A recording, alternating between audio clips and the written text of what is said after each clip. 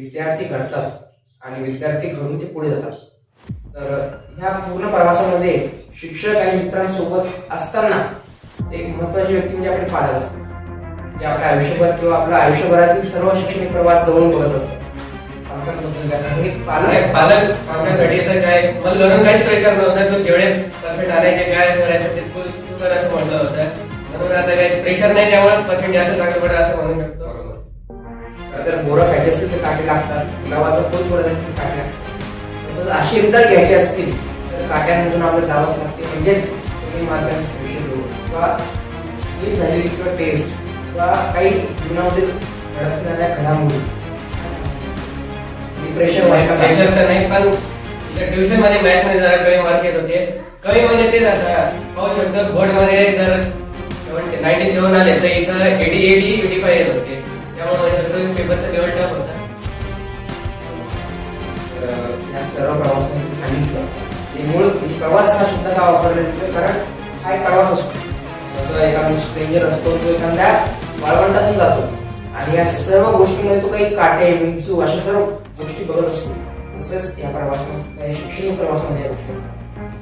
तर एक मूळ किंवा महत्त्वाचा प्रश्न किंवा विचार की सांगितलं की पुस्तकांचा वापर केला.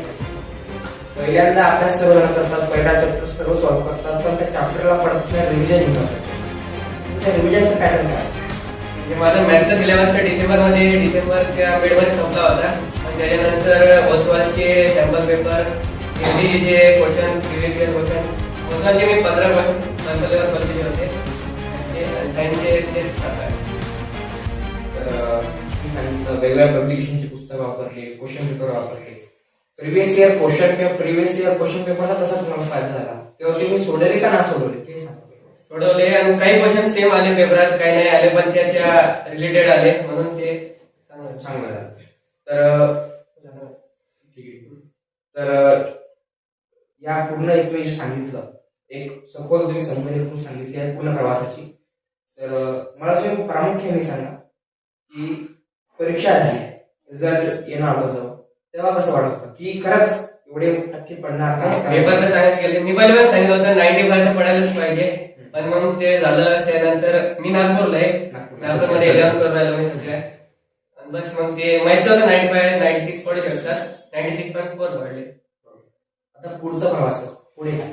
पुढे काय 10th काहीच मॅटर करत नाही, हे सगळ्यांना माहिती आहे.